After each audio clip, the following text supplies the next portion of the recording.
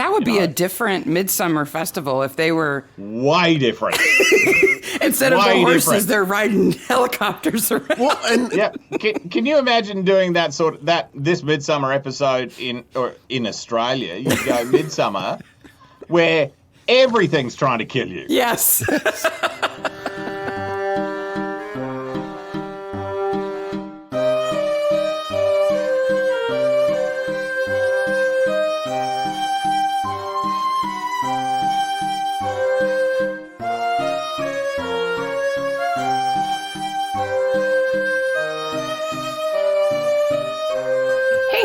Hey, Maniacs. Midsomer Maniacs is a recap podcast dedicated to the ITV series Midsomer Murders.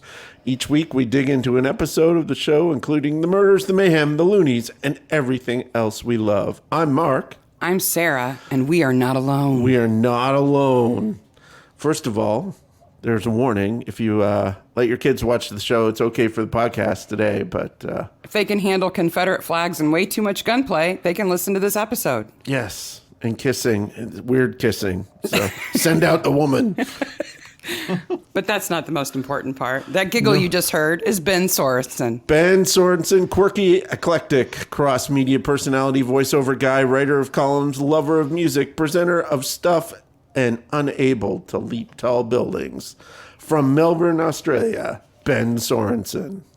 I thought I was on mute when I was giggling. Because I'm like the media pro here. Yeah. You know, just, I'll giggle and say whatever I want. But, no. Nope. Oh, if you saw our media setup, you would be like, these people are not pros. You know what we've discovered that we have similarities in gear. Because, of course, what else do you talk about before a show but what gear you got? Yeah. Oh, my God. Yeah. Show me the gear. So we've both got the the Procaster thing that we're using. And where you are, it's nighttime. Where I am, it's early morning. And it's very rare for me to be in my studio this early in the morning. And I have this lovely window beside me. So the sun shining in behind it, I can't actually properly see which buttons are illuminated at the bottom. So here's me just mashing things like a 5-year-old going, yeah, it'll work, it's fine. Well, you sound great. Yep. We are the exact opposite. It's not dark here yet, but it is also blindingly bright because we have probably a foot of snow right now. At least. Yeah. The sun reflects off of it pretty hard. So Ben is our first guest on Midsomer Maniacs. So how did you come across... Cherry popped. Yeah. How did you come across Midsomer Murders, first of all? Well, here in Australia, it was just randomly on TV, and it was after something like Grantchester or something that I enjoy watching at the time. And I went, oh, what's this? And then unknowingly watched one episode and went, when's that on again? And it's got to a stage now that, I know that I can stream stuff. In fact, I can stream just about anything in the universe these days. If you've got a VPN and a degree in software coding, you can do anything. Mm-hmm. So, but I still hunt down the little program every week and I go, when's Midsomer on? Which one's on? And it's brilliant. So I'm now at a stage with Midsomer where I'm watching it when it's scheduled on free-to-air TV. And then, in between that, watching from episode 1 on the streaming service so that I can have double the Midsomer. Because you just can't get enough death of British people. Midsomer, there's a lot of oppressed people around the world that would go, yeah, I really like this show for some reason. Kill more of those British people, will you? Yeah. Yeah, it's big in Hawaii for some reason. No idea. But I just love it. I love the towns. I love the quirky stories. And I love the it's comforting, even though a lot of people die in it. It is. That's one of the things I've always loved about it is I know that when I start an episode, it's going to end okay. It's not like a lot of other crime shows that are on now where you might get left with like a yucky feeling at the end of the episode. The bad guys always get what's coming to them, and it wraps itself up in like a little hug. Yeah. So it's all right. It's cozy to the max. Yes. A little creepy hug. Yes. Do you have a favorite episode of the ones that you've seen? Do you know what? I actually like. Actually, there's a few that I like, but I'm more attached to John Nettles as for me the original Barnaby, and I like his dynamic with Joyce way more. So my favourite episodes would have to be their episodes. Although throughout the entire show or the entire series, I tend to go hunt down and see if I can check out what John Nettles' fingernails are doing. Because in some of them, there's a couple of hand shots, and I'm going, holy crap, what's that? Yeah. Do you not own a clipper or a file? Yeah. Are you one of these older white guys that go, I am going to learn flamenco guitar? Yeah. Apparently he does play guitar, and that's why he has the long nails, I guess. Yeah, I totally get it. Yeah. Last episode, Sword of Guillaume, you see a full-on shot of his fingernails. And they are long. Super long. Yeah. Like past the end of his fingers. Yeah, and I'm going, that's okay, but you got to give people warning with stuff like that. You want a little flash that says long nails, in the next scene. Well, in Garden of Death, we get like close-ups of them where he picks up dirt. Yeah. It's in his hands. There's big close-ups of his fingers. It's not in his hands. It's under his nails. Here, George, just swab under my nails. It's fine. I've got the evidence with me, Georgie. It's okay. I brought it. Sweet. Don't waste money on all these evidence bags. I got 10 of them right here. So this week we're talking about season 13, episode 3, which is Blood on the Saddle, the cowboy episode of Midsomer Murders. Which is this weird thing of British people being enamored by cowboys. So, Ben, did you want to be a cowboy when you were little? No, however, I did do 10 years or so with country music and country broadcasting, so I've had my fair share of cowboys. Did you have the hat? And cowgirls. I have many hats. Many of them. And I have this thing where when I moved house, I didn't know what to do with all the hats. They were just in a box, and I've gone, oh no, we can't do that. So I've actually engineered a thing down the stairs where I can clip my hats to the outside of the banister. So it's like this display of hats. So, and every hat has a story. And they're an easy reach in case you suddenly need a hat. Hat emergency. Like inside in Australia, you never know. Yeah, you never know. It could, the hole in the ozone, it could burn you. So, might need an emergency hat. Mark, did you want to be a cowboy when you were little? No, and I saved this. I didn't tell you about this. I did have a table when I was growing up as a kid that was a Roy Rogers table. It had like a Roy Rogers design on it. My brothers and sisters, of course, had it originally. And it had all sorts of cowboy paraphernalia on it, which I covered up and drew and did all sorts of things. And then as a kid, I was more enamored with less being a cowboy, and I wanted more to be the Lone Ranger. I liked the Lone Ranger character, but that's more comic book thing than cowboy. And then I really discovered. Did you like the character, the Lone Ranger, or did you just hate people? Well, I discovered Batman soon after that, and the Lone Ranger was quickly forgotten. So. Well, the guys in this episode are clearly living out childhood fantasies of being cowboys. That's the only way I can explain this thing this Wild West club that they've got going. It's so nuts. It's absolutely nuts. And they're hardcore about it, too. They're serious. This may have the weirdest cold opening that we've seen in a long time. I agree. I wasn't even sure I was of the right series. At first, it's all old-timey, and it has... I don't know if you watch shows with the subtitles turned on, but we watch everything with the subtitles turned on. And they have untrusting Western music as one of the subtitles. I'm not really sure how you write untrusting music. What does trusting Western music sound like? I don't know. So we have a cowboy. Piano. And then he rides into a British village. So you have that dichotomy, and you're like, oh, what's going on here? And then he just goes into a house and shoots somebody. Shoots a dog. Yeah, well, we don't know it's a dog at this point.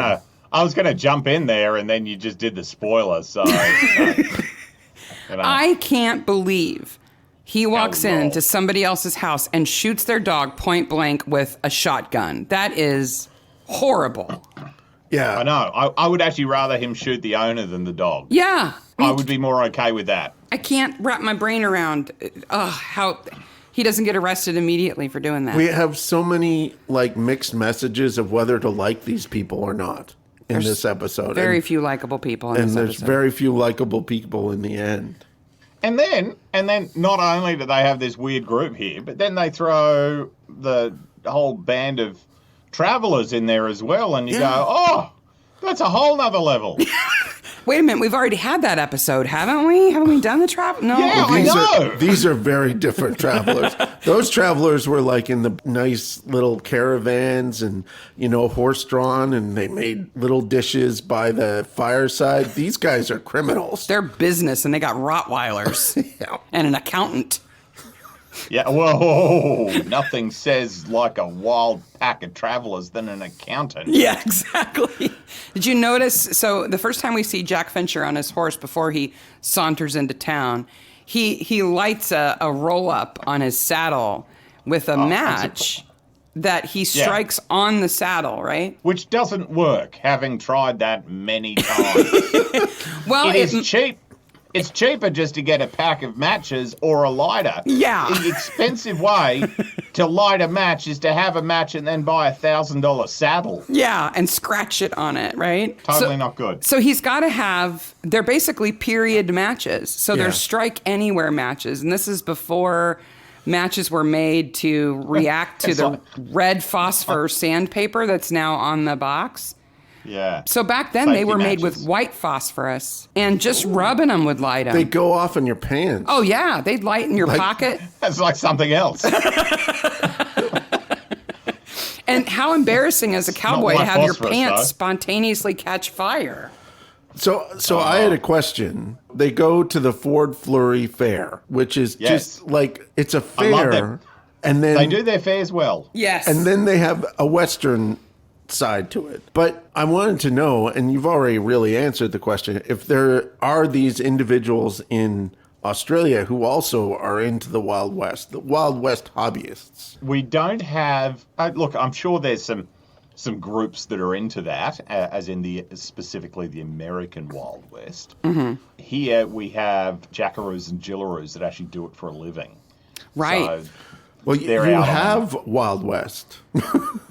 Well, we have our equivalent. So we have large properties that are in like Central Australia and up in regional Queensland that are like 1 million, 2 million acres. Yeah. And they run, cattle on it, and they're a little different now. So they do a lot of horse work, and the jackaroos and gillaroos are just insane, which is, I suppose, crudely you would say that's our equivalent. Yeah. But they've got like Jeeps modified Jeeps that they run around in, not the ones with air conditioning, but the sort of old school ones. The kinds you can roll and then roll back over and drive away. Totally. Yeah. Totally. And then they've also got a lot of them use the Robinson R22 and R44 helicopters. Oh. Because that's just efficient. Totally efficient. And they're doing some crazy stuff with these helicopters to herd cattle to load them on a truck. That would be a different Midsummer Festival if they were... Way different. Instead of the horses, they're riding helicopters around. Well, and yeah. Can you imagine doing this Midsummer episode in Australia? You go Midsummer, where everything's trying to kill you. Yes. That's as a farm kid, I grew up on a farm. I'm like, these people have no idea what farm life is actually like. They think cowboy is this sort of bucolic existence of, everything's fun and we go to town and, go they to only the saloon. relive the town cowboy part. Yeah, not the sitting out in the middle of nowhere branding animals. And chasing the one cow that got away for 2 days or whatever. And we get to see Joyce shoot a rifle, right? Oh, yes. And this is... I love that bit. She's got a knack for shutting down mansplaining really well. She totally has no time for Barnaby this season. She had no time for him to talk about Jenny. And she had no time for him to talk about anything in this episode, especially Marmalade. But it also plays into that whole conspiracy theory of Joyce being, a serial killer who just sets up cases to keep Tom busy and happy. She's very got good. her art classes, and Tom's going to wreck all that. And I think we should be running a tally of how many meals has Joyce made for Tom that he's gone, oh no, I'm not hungry. Or, oh no, I've got to go. Thank you for this roast dinner that you spent 2 hours on. Nope, gotta go. Ben's on Bye. Team Joyce. I sympathize with her too. But then he takes away her teddy bears. So, well, first of all, I named them. They go to the that makes a difference, does it? They go to the Dunk the Witch tank, and has Barnaby actually thrown a ball before? I don't know. I've never thrown a ball before, Joyce, but let me explain how to do it. Yeah. There's a trick. Oh, there is? She just does it. Yeah. So meanwhile, there is an actual crime going on where Leo is chasing the Malco in a car and shooting at him. Yeah, actual crime. And Jones just is like, oh, you ruined my car. This Jones, this is the Jones abuse episode. It's certainly a Jones abuse episode. I'm just impressed that Leo can off-road in an escort station wagon. Very much so. In fact, I'm pretty sure that wing mirror would have stopped the escort. Yeah, I think so too. So all of this is about a land dispute. Two families have stake in this particular piece of swamp, which, if you looked at it, I looked really closely. It's not really swampy land. It's sloped, so if it rained really hard, I think it would collect. I guess. Maybe. I feel like that could have been a production oversight. Yeah. Actually locate swampy land. And there's Jack and his son Leo and his wife and his girlfriend. She's a witch. Who all know about each other. Yes. And What Jack a great time to be alive. And Jack has a previous wife because Leo is not Susan's son. Is Susan's stepson. So Jack has been around the block a couple of times. Yeah. And then you have Silas, who I don't know how he created his child because there's no woman involved in that family at all. There's no backstory on that one. Well, I think that's maybe why he's insane. But Silas is also the most Midsomer character in this entire episode because he wears the toque pulled down all the time. No work clothes. Yeah. Gets on his ATV to escape the cops, Yeah, I like him because he's crazy. Yeah. and that fits. So it's all about this. And 4 people die over this son being insane about this land. And he just wants to be a cowboy. So Adam Burbage, the killer, spoiler, everybody knows he's that. Also an optometrist. He's Billy the optometrist is who he is because he thinks he's Billy the kid, right? I want to rename this Accountants and Optometrists. Yes, the battle of accountants versus optometrists. Over red tape. Yes. On a unknown block of land. Land deeds in the parish council office. Well, I love how Fergal. I love how Fergal is supposedly looking at this for months and then goes to the research archives, which have the worst security. And are right in town. And he looks for 5 minutes and finds it. Mm-hmm. The bit they cut out of that is the solicitor going, it only took me 5 minutes, but I'm still going to bill 2 hours. Exactly. Well, and that's why hit on your Burbage wife and everything else. Yeah. Oh, that sexual assault is inappropriate. It usually is. Yeah. I can't think of a single case of appropriate sexual assault. It's so unsettling. He's so creepy. I learned something interesting about Billy the Kid because Adam Burbage really wants to be him, right? And everybody knows that, he was this young guy and he was shot down after having killed a bunch of people.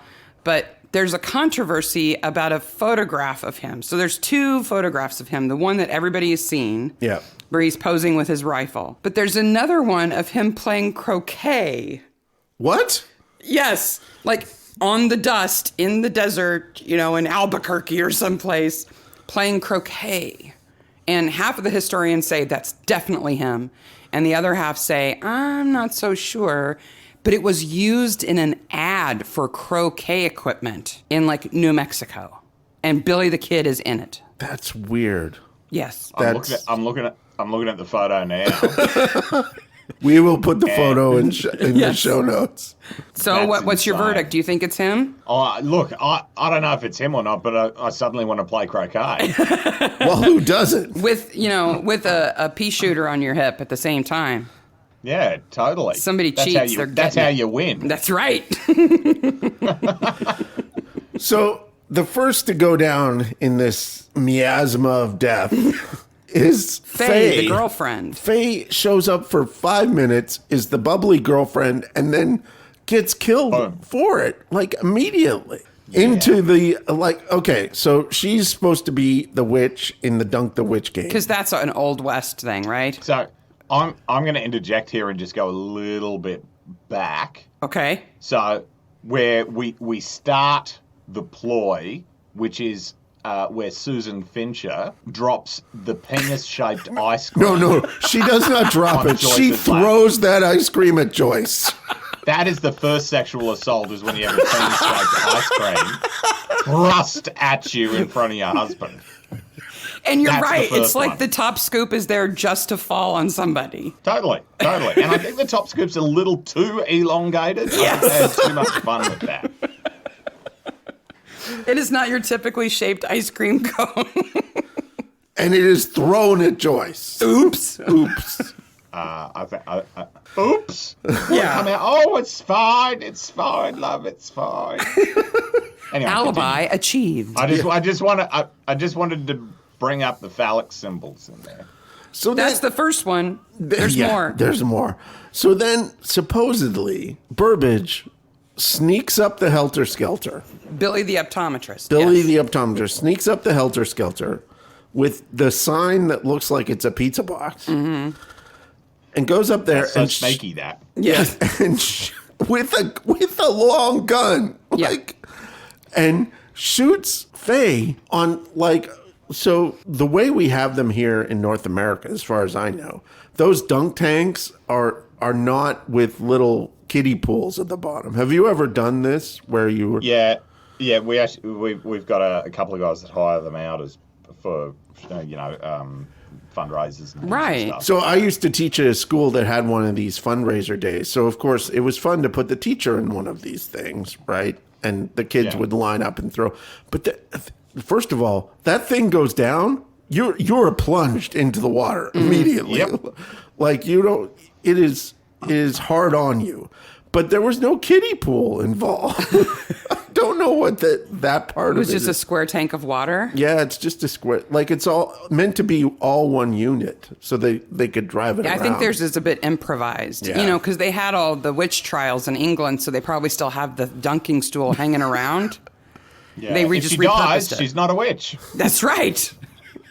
Well, if she dies of a gunshot, is she still a witch? Yeah.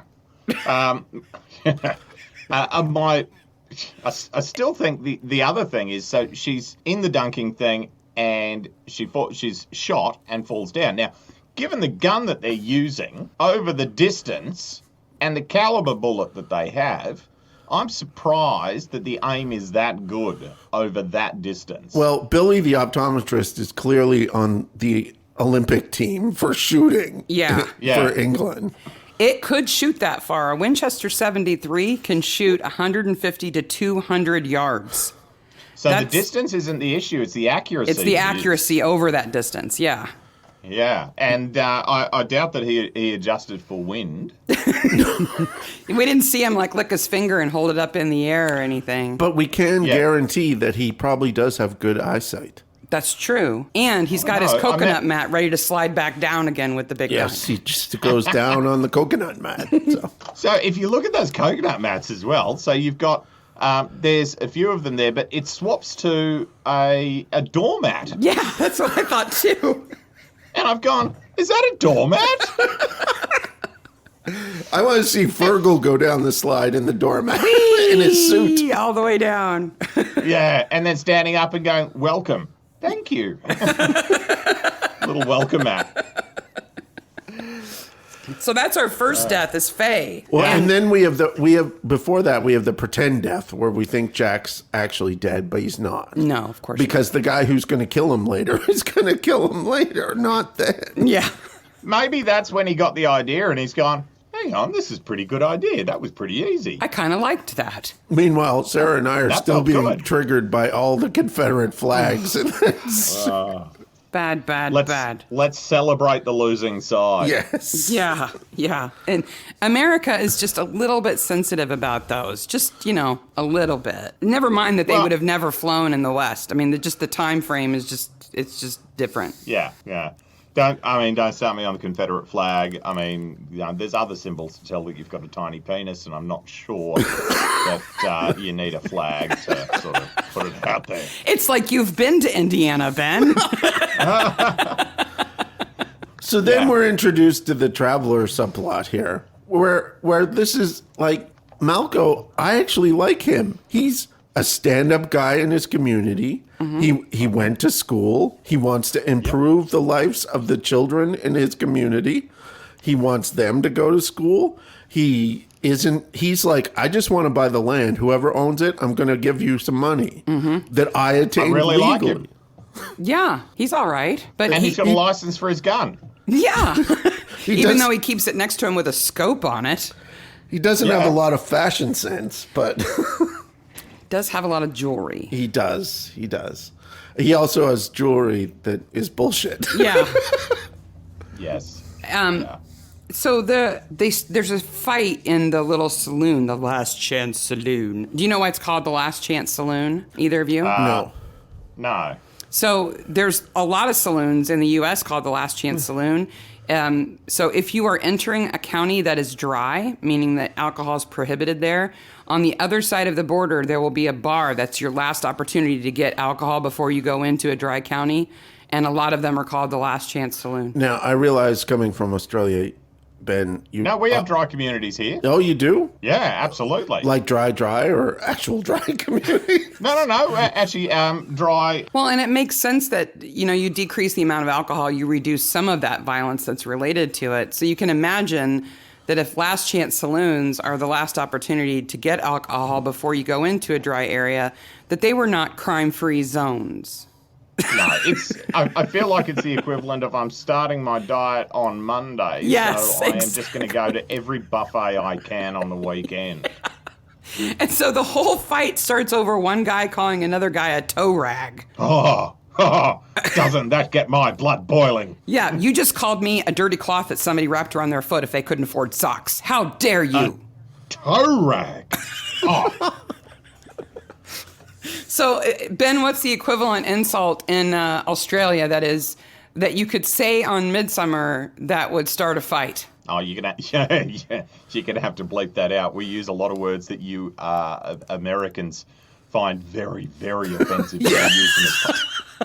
And we use them as punctuation here. I suppose toe rag. We've got famously your flaming galah. What does that mean? Well, it was made famous by Alf on Home and Away, but it's been a colloquial Australianism for a little while. So you go, you flaming galah. It's just, you're an idiot. Okay. Same as you're a buffet, or which is, you're an idiot. We got a lot of different ways of saying you're an idiot. And that might start a fight if a bunch of people had been drinking too much already. Yeah, totally. Or in Melbourne, where I am at the moment, if you walked into a bar, what would start a fight is if you looked at someone and went, "Are you a Collingwood football supporter?" And then they'd go, "You called me what?" I've got a job and all my front teeth, so I can't support Collingwood. Oh, it's like that. Okay. Wow. Yeah. So then we get to go to Jude Langham's house, and he has the best pig ever. Yeah. I want that pig. So Jude is an older guy in the community who knows what's up, supposedly. He knows who owns this land or has some sort of deed or something like that. But the most interesting thing about him is he makes this exquisite stained glass, and he has a lovely pig in his yard that kind of looks casual. I love that pig. Look, I like his house. I like his workshop. I like the whole vibe that he's sort of building in this little area. And I'm going, just leave the bloke alone. Like, love it. Yeah, he and Mary really don't even need to be in the episode. Yeah. They're nice, Totally. but they don't really need to be there. But he has this thing that bothers me about Midsomer, where he also has a bunch of Wild West stuff in his house. And it's this idea that the entire village only has one hobby, and they share this hobby amongst everyone in the village. As if they've come together as a village because they had that shared interest. Yes. Yeah, magically, there was no village before, and then suddenly all these like-minded people just went, let's create a village. Yeah, because I like Old West stuff. I think that sometimes a series, as they go along, you can go, all right, now we've hit the stage where the writers have gone, let's do some themed shows. Yeah. We haven't done Cowboys yet, have we? Yeah. No. Yeah. There's always a boxing one. There's always A soccer one. a soccer one. There's always ghosty Halloweeny episodes, and all those sort of themes show up in all these, and of course Christmas episodes. So, well, and Jude's house is where we get our second penis of the episode. Yes. Oh, yes. Because Chimney Rock, the place that he has the photo of on his wall, next to the chimney, next to the actual chimney, conveniently, was originally called Elk Penis by the Lakota Sioux. That's what they called it, was Elk Penis. Make a right turn at Elk Penis. I think that's way more interesting than Chimney. That elk is standing and delivering. It's a big elk. It's a big elk. And it makes climbing that rock a whole different thing. Yeah, it does. So, of course, that place is a real place. It's in New Mexico. It's in Nebraska. Nebraska. And it is a national monument, which means a bunch of white people in America have come along and said, this, you can't touch it anymore. Mm-hmm. So you can drive close to it, but you can't get anywhere near it anymore. Right. There's also a Chimney Rock in North Carolina, which is lame. It's a cliff. There's stairs to it. And it doesn't look anything like a penis. So when I first looked it up, of course, I'm like, maybe it's just a different nationality. Yeah, that's true. Could be. So they go to the Traveler encampment, Jones uses some mojo to get them in. Did you guys pick up on what he said to the Traveler to get them in? No, he said he told Barnaby. Mm-hmm. And I sort of glossed over that because I've gone, I don't really get that. Is there something deeper in that? So he says, do you want to buy some lucky white heather?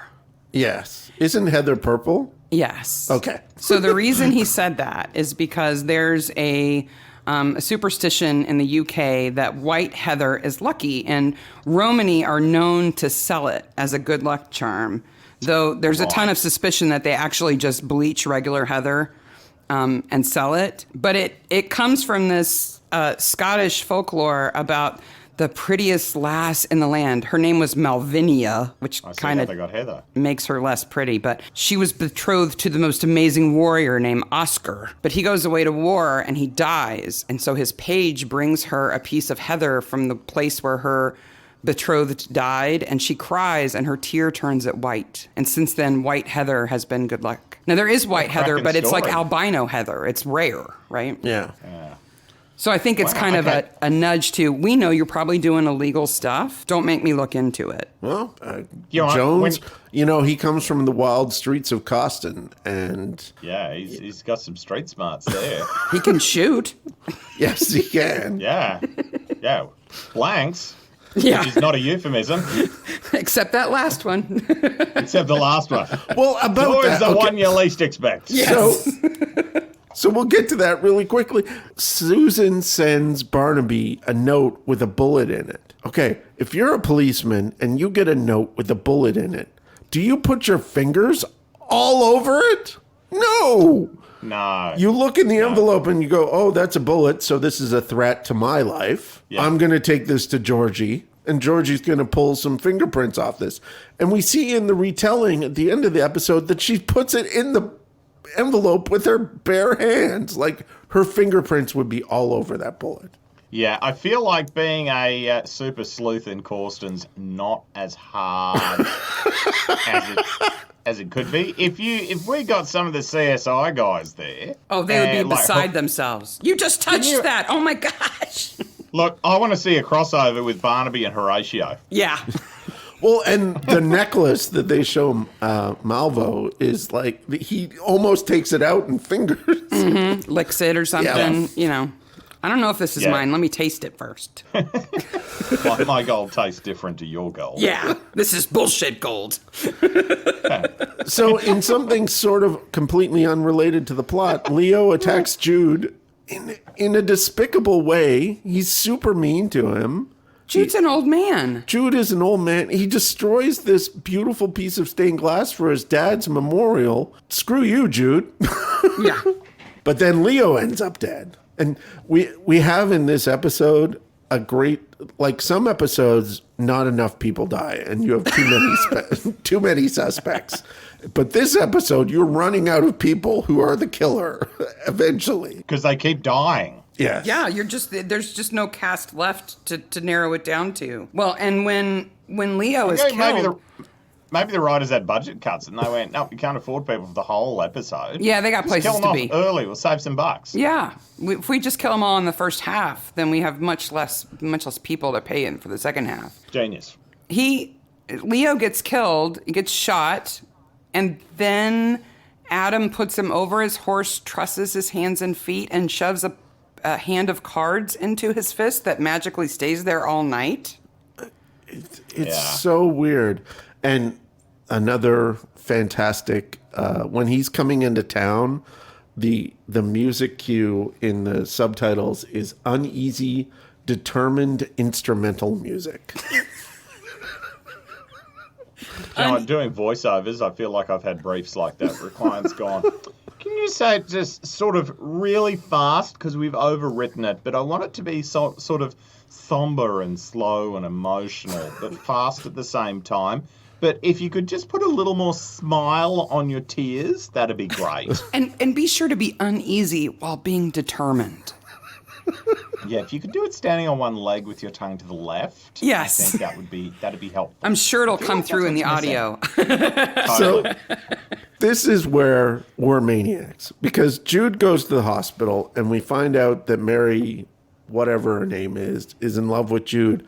And I completely don't care about any of that because I am obsessed with this donations poster on the behind them of this mountain with mountain climbers on it and this string. Like these are appeals that they do at and they're hospitals. Marking how much money they've collected. They're marking, yes. And it's for a scanner. It's the Friends of Midsomer Scanner Appeal. Right? So like an MRI machine or something. So they're going to try to raise $750,000. I spent a lot of time looking at this poster. When you said scanner, I thought like document scanner.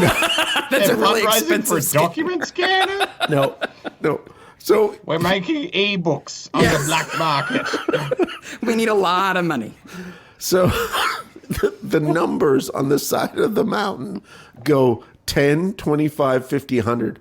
Understandable. Okay. But then with no degradation or change in the space between the numbers, you go from 100 to 250 to 500 to 750. Well, it does get harder to climb the higher you get, I guess. Maybe it's levels of difficulty. I guess, but it's not like compound interest. They're not even halfway there, so I don't think that scanner's coming. So. Those few coins that Jones puts in the thing are not going to help, right? No, absolutely not. Maybe it's like it's got a sign at the bottom, a disclaimer at the bottom, like the mirrors on your car. Objects in mirror may are in real life. Yeah. Or all I know is that hiker's climb is going to get a lot slower now, right? Well, and I think all the security at the hospital is looking for money for this hiker's climb because Jude walks out of the hospital with no one noticing with a giant bandage around his head to go to the traveler's camp. Where there's already been 2 murders in the village and he was targeted. He could be next. They could be coming back, but they don't keep an eye on him or anything. No, they're no interest at all. So, You know what I love about all of this is it's the line, P.T. Barnum line going, people pay for the privilege to be knowingly hoodwinked. And I feel like that's what this episode is all about. There's more holes than Swiss cheese. yeah, definitely. It's like, just go with it, right? Yeah. So I'm just going with it, and I'm going. I point it out and in a loving way, and I just adore it. But seriously, I just go.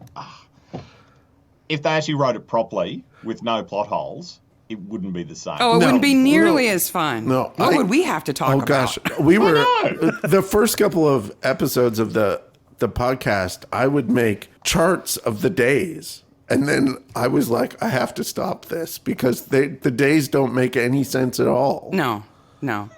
Like Susan going from her house to the village to stay in the B&B and then never changing clothes, crashing her car that shouldn't even be there. It's like, what? And she goes, I'll get somebody to get my car. And then nobody goes and gets her car. And her car is magically in town. And of course, these are British people. So, of course, the farm must be maybe 8-10 minutes away by car. So, well, we'll have to pack a lunch before we go that far. Could take all day to get there. I wonder in 2,000 years' time, are people going to go, just like we do with Lord of the Rings, and they'll open up the front of the book and see this map created of Corston based on the Midsomer series. And it's going to be Was this a real place? It's going to be the most messed up map ever. And my gosh, so many people died there. It must have been horrible. Well, and like we said last episode, they go on a bus tour. It's 2 hours on the bus tour, and they take a break and stay overnight. That's a long way. That's a long way.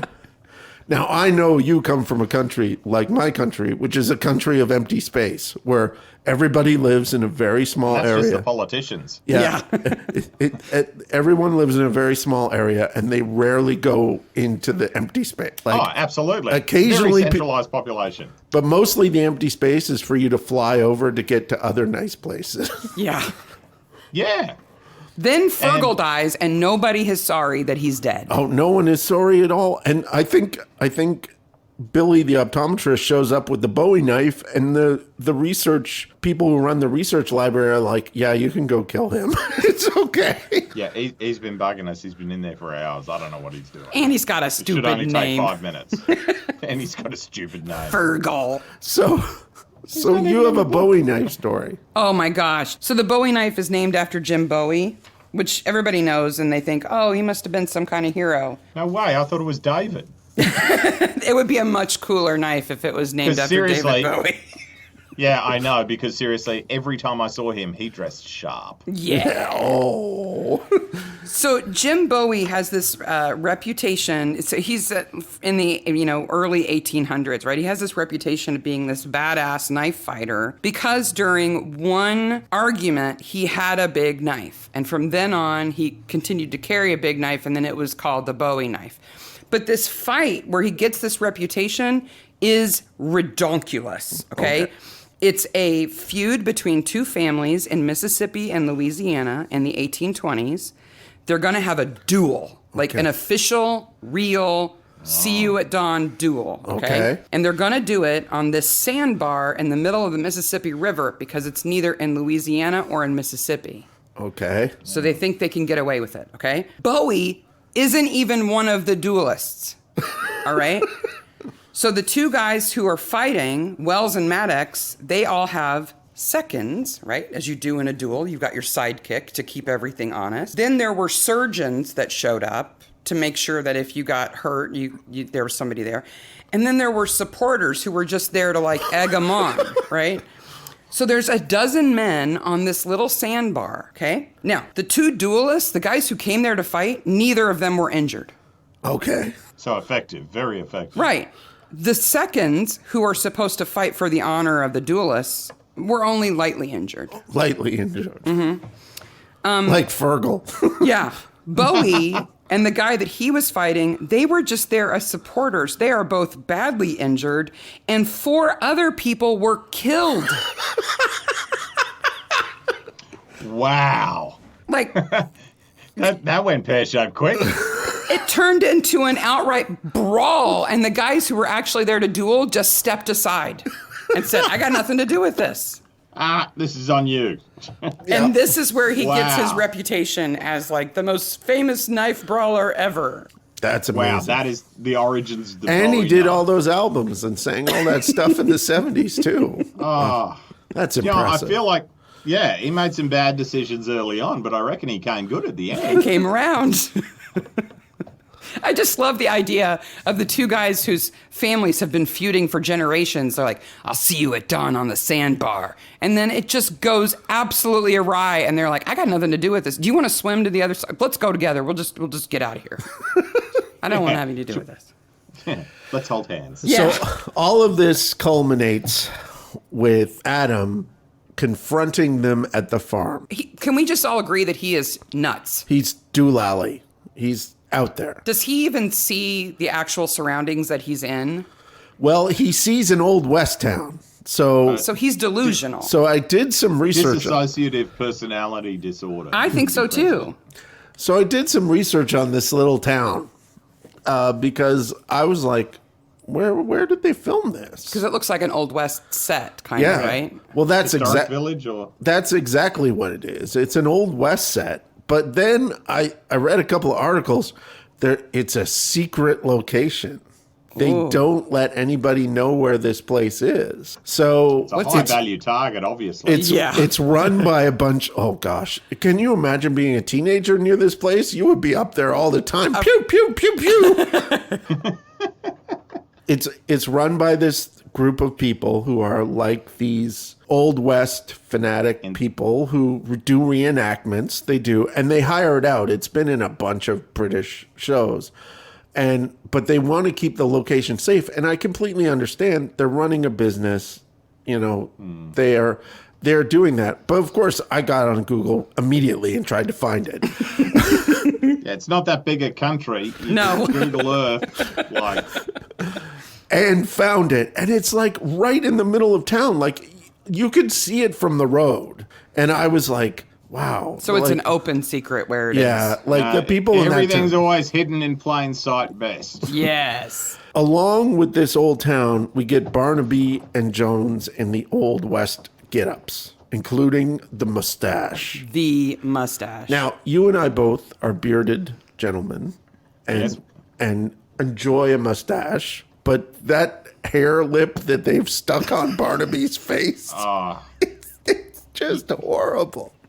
You know, when you, as a man, when you're growing a mustache, you always have a dream and you go, mustache, amazing. Yes, I'm keen. I love it. I think it's so great. And then you start discovering that every single one of your sandwiches tastes exactly the same. Yes. It just tastes like your mustache. And I feel like that they've embodied that concept on Barnaby's top lip. Yes. They've just gone, Barnaby, you're going to be angry in this because all your sandwiches will taste the same. It'll be so uncomfortable and tickling your nostrils all the time. It will make you scowl appropriately. And you know what? Even just talking about it, I'm itching my nose as we speak. It drives me insane, man. Nor I know. does it look like the actual mustache of the man who killed Billy the Kid. He didn't have a mustache like that. His No. was much more of a so- twirly mustache. So the mustache that they put on Barnaby has a name. It is a Fu Manchu, which just... adds to the whole sub-racism part of all. That's what I thought, too. I thought it looked like a Fu Manchu mustache. Yeah. But I don't know That's- if the sides are grown on his face or if it's long hair on the sides that's just pulled down. I couldn't tell. It's there's Yeah. no growing involved in that mustache. But that's technically, that's what it's called. And here in Australia, we call it like a Chopper Reed one because he was one of our famous serial killers here. So we call it, it's like an Uncle Chop Chop. Oh, so it's got a good mustache. connotation. Yeah, totally. Nice men grow chops. Yeah. Now, wait a minute. Then what do you call... We call lamb chops those big sideburns. Are those lamb chops? Yeah, we the giant sideburns. Yeah, we still call them lamb chops. So you can have lamb chops and a chop? Well, it's Uncle Chop Chop's mustache, so we associate that with Chopper Reed. Yes. But technically it's a Fu Manchu. But Did he kill people with an axe? No, he didn't. He didn't. But why is he called Chopper? Helicopter. he He had a would've. copter. yeah. Everybody in Australia has a helicopter. They're just buzzing around everywhere. Killing people, getting back in the helicopter, flying away. So he was a hardcore gang member, and Mark Brandon Reed was his name. But and he was like literally crazy, and he wrote a sort of a series of semi-autobiographical fictional crime novels. Yeah, Wink, wink. There's a movie about him that, what's his name? Who? Eric Bana. Eric Bana's in. Yeah. And weirdly, he also wrote some children's books as well. Oh, those aren't creepy, I'm sure. Yeah, but he donated in a just because you can't profit from crime, Right. So he donated. Or here you can't. In America, it's standard. I was about to ask you about that. So he in a weird twist donated a chunk of the profits to the Police Legacy Fund, which I thought was really, really twisted as a convicted criminal and gang member going, yeah, you can have the profits from my book and I'll give it to the Policeman's Legacy Fund because I've shot enough of you. It makes me think of something in my Midsomer. notes about Midsomer. So the slide is called a Helter Skelter, right? Yeah. And, Oh, yes. And they're all called Helter Skelter. And so it's an English term, slang that means confused or disorderly, but in a hurry, right? So Sounds the like Beatles Chopper. then use that term to describe that kind of chaos. But then Manson uses it in his efforts to kill a bunch of people because he's another crazy guy. I don't think he wrote any kids' books, but he did make more music.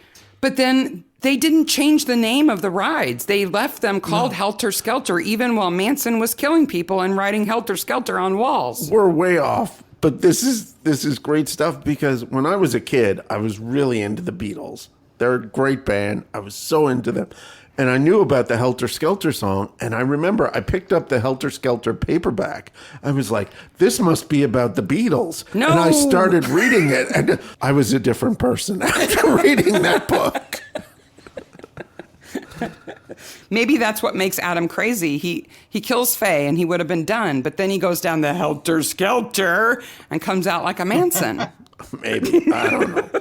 Anyways, Jones shoots him. End over. It's done. I love that. After our large tangent that we've gone on, it's just, John end. shoots him. Well, it kind of ends like that. It kind of does, yeah. Just wrapped that up nicely, didn't you? They were like, okay, how are we going to get this village into the story? Yeah, we Like, paid a lot to rent this place. The whole meeting of this episode started with, we have a village that does shoot 'em up Western stuff. Which you found was actually real because you Googled it on Google Earth. Yeah. Isn't it called And there's a Laredo? whole- It's called Laredo. Yeah. Like they started with that idea and then they made this crazy plot. To go into it. Well, and it fits the rules of the Western duel that your second is only allowed to have one bullet, and that's all Jones has is one bullet. It's another irritating British mystery thing where it's like, stop shooting at us or we'll say stop shooting again. Because we don't have any guns. So we're going to say stop that. We're going to hide here until you run out of bullets. And then run out and tackle you. But Adam's got a lot of bullets because he's got them all over that belt. Yeah, he's got a lot of bullets on that belt. See, throughout this, there have been the belt holster things. And having done my weapons training, I'm looking at the practicality of it, and you've got these 6-shooters and so the revolvers are a pain in the backside to refill. Yeah. They take forever. Well, that's why And they have these things called speed loaders where you can put all 6 bullets in at the same time. Very, very true. However, they are pretty clunky to hang on a belt. Yeah. And, once you've used a speed loader, you've then got to you'd need 4 or 5 of them. Because they're just as arduous to load as the gun, right? Absolutely. And then you've got to line them up and put them in. So, look, I get the speed loader, but the bullets are kept individually in loops on your back. Yeah. So, I've got this speed loader. I'm just going to reach behind in the center, the small of my back, and just pop out 6 bullets, put it into the speed loader, open my gun, and then put it in the middle of a firefight. Well, you wouldn't just spin the belt around to put the bullets in the front right over your belly button and whisk the bullets out? Can you... Look, I understand that, but can you imagine if a stray bullet actually hit that and you shot yourself in the private parts? That would be very bad. Going into it always struck me as strange to go into a firefight covered in bullets. Yeah. I mean, if you were smart, you just shoot him from the back and hit one of those bullets on his belt, and he'd just go kablooey, right? Yeah. Totally. I didn't know that those Winchester 73s held 14 bullets. I just thought they were shotguns. No. They're like machine guns. Well, it takes a lot to kill bison and other things. That's what they're for, right? Yeah. But particularly if you've got such tiny, tiny bullets. We have a couple of quick things that we do at the end of every episode. We'd like to include you in. Best corpse. Nice corpse. I am going to go with the witch early on, face down in the pool. So not only did I enjoy the fact that it was face down in a kiddie's wading pool, but when we cut back to her a couple of times, there's a sneaky blink or eye flutter there. Nice. When she's drying on the grass beside it, and it's only there for a minute. Not even a minute, like a little second, and you go, yep, another conscious person put in a body bag by George. I'm not dead yet. I'm going to give it... by the time we get back to autopsy. Yeah, don't worry about it. I'm going to cut you open in a second. I'm going to give it to Leo just because he has to be draped over that horse, and that had to be really uncomfortable. Well, and listening to that music that is... The eerie, determined hesitant determined music. That lying over a horse like that that's a difficult thing to do, Especially if there's a saddle on it, I would think it'd be really uncomfortable. Yeah, and that's a well-trained horse too, to just walk around all night with him like that. So, Mark, you choose Leo too? Yeah, the same reason? I go with Leo too. All right, what about after the credits? What happens to these people who are left alive? Well, I think Jude and Mary have a nice, wonderful life, and he makes some more stained glass. I'm going to make a really wild prediction here that eventually everyone dies. Now, that's crazy The talk. pig goes on a homicidal rage and takes out who's left. And in a Northern Irish IRA way, he's got a taste for people. And then I think Malco... He just needs them chopped up. Yes. Malco buys some land, and Silas sells it to him, and Susan is free of all these crazy people. But she's going to go to jail. Yeah, she goes to jail, and Adam goes to jail. There's really not many people left. The Travelers and Mary and Jude. Yeah. Luckily, Jones has the wet wipes to clean up everything. I love the fact he got in the mud twice. Yep, wet wipes. Wet. I can't even say that now. The face down in the mud was so bad. Poor guy. And then up the chimney. He just got committed to both of them. Yeah. Yep. He did. But thank you so much for joining us. You guys are amazing. And the hard part about this is I could chat to you guys all day. Likewise. Happily. Yeah, absolutely. And again, when we can leave the building, we hope to actually get to Australia and New Zealand. It's one place we've never been. We've never been there. We have yet to be to that continent. So you definitely should come, and if you time it during Comedy Festival, you can come and check out my Comedy Festival venue. It's the second largest comedy festival in the world, but all the tickets for that, all the info for me and everything is on bensorensen1.com. But if you come out, we could do a live taping of the podcast. Yes. Well, now he's tempting us, isn't he? That's what we're hoping to do. We have a couple of people in England who also want us to do the same things. We're hoping to actually do one on a location in England that has been used in an episode. So Oh my gosh, for our first guest, You are Ben, we could not have got better. spectacular. Thank you so much. Yep. Oh, that's good. I spent the last 3 days working on this just to make sure that it was just spot on for you guys. Didn't want to disappoint you at all. Oh, no. You rocked it. You rocked it, and we will absolutely put all of your info in the show notes, too, and hopefully you get a boatload of followers and people interested in what you're doing in Melbourne. Keep up the good work. I'm literally adding this to my resume because this is the coolest and best, most official, unofficial Midsomer Murder podcast in the universe. Oh my gosh, when that came out, when the Midsummer people said that on Facebook, we danced for like 10 minutes straight. Yeah. And then if you're over 30, 10 minutes of dancing is like a lifetime. Yes. It took a week to recover. It's been amazing. Thanks so much, guys. Thank you. Likewise. This movie is terrible. Ha, I bet Mark's seen it. So horrible movies. Are you ready? I am ready. Okay. I've been practicing. I've been watching horrible movies. I've got 3 that are humdingers. Okay. All right. So the first one is from 1977.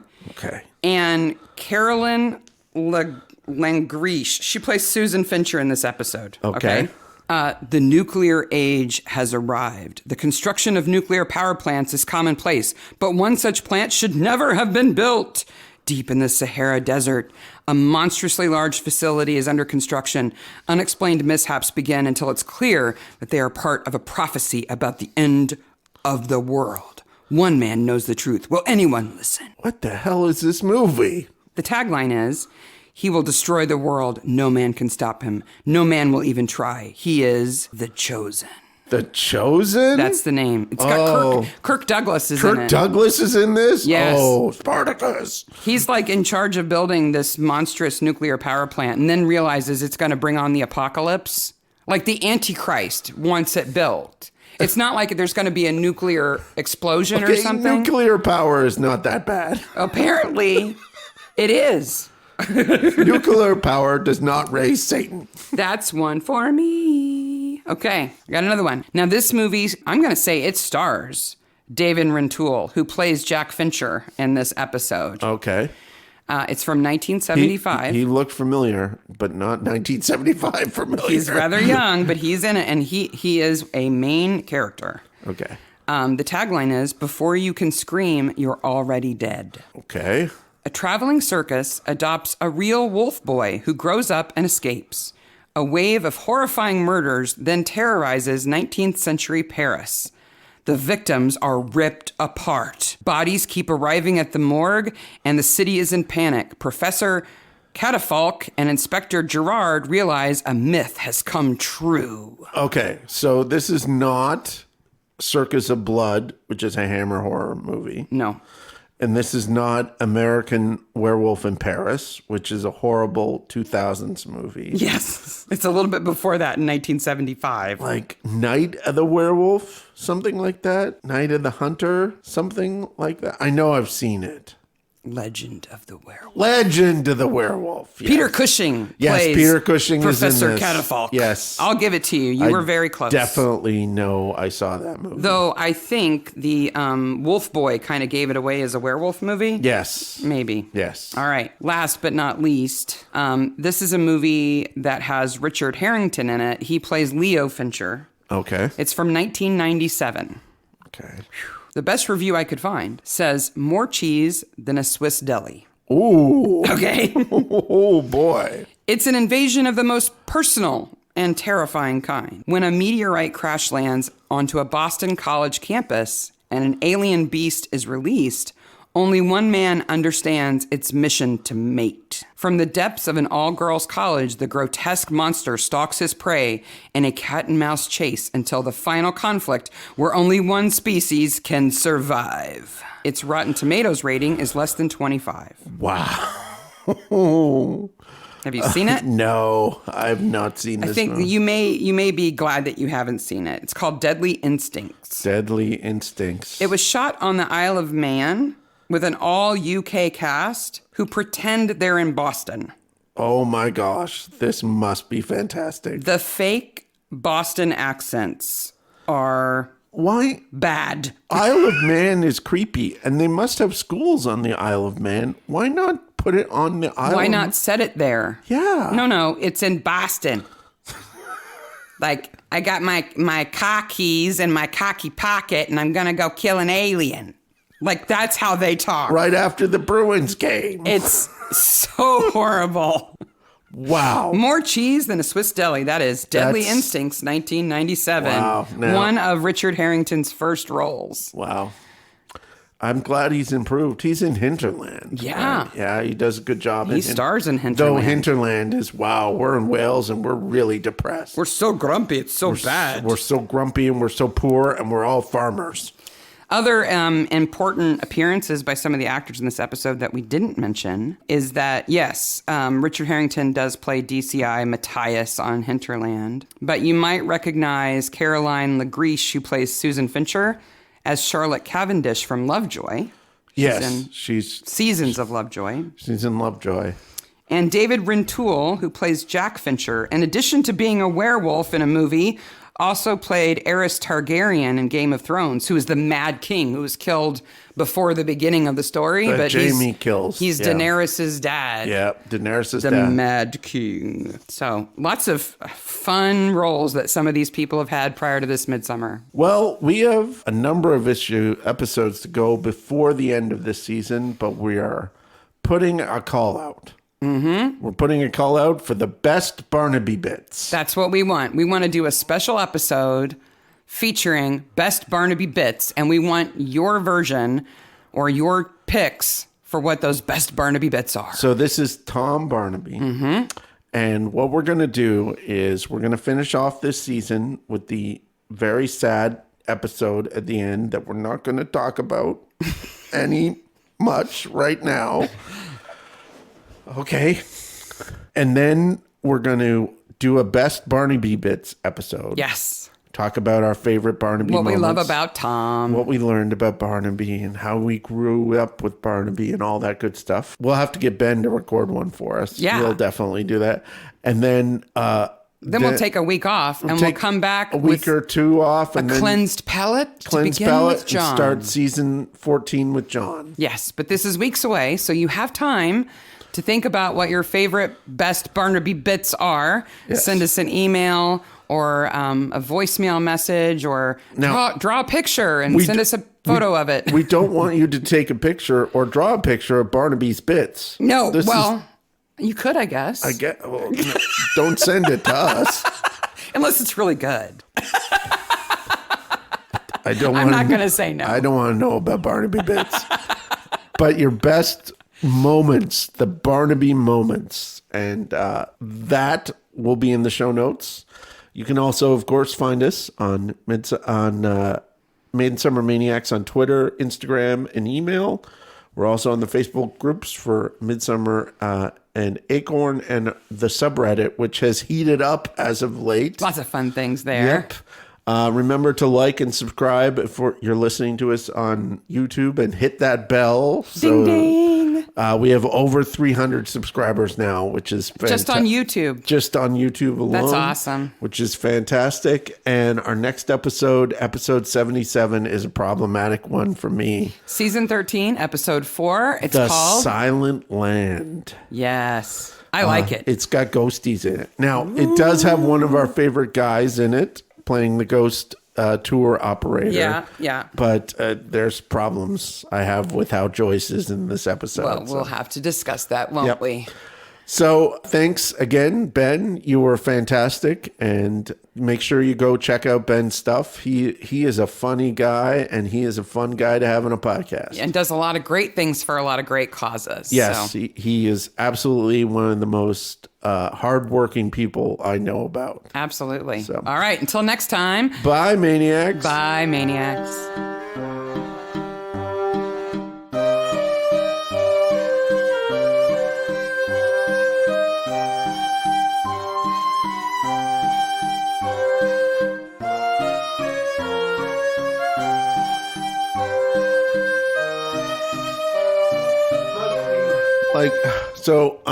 That gives you an insight. I'm a Canadian, so I'm a hockey fan. So it is It is. Oh, so you're used to fans not having front teeth. Yes. Right. It is so weird to me to watch professional sports with no crowds. Right, with nobody being rowdy. Well, there's no one in the audience. Right. It's very strange to me. Well, we had 5 days of the Australian Open here with no crowds. Oh, okay. It looks So we like a had, practice game. Yeah. Yeah, it does. It's really weird. And, you're looking around and you're going, oh, it's just kind of, And then you realise how much of sport is performance as opposed to sport. Yes. Well, Absolutely. especially in soccer, Yeah. when they're so dramatic. Oh, I fell down. Oh, never walk again. Flag. Okay, I'm better. I recovered. That's where those, maybe they're just really tight with those evangelical healers. Yeah.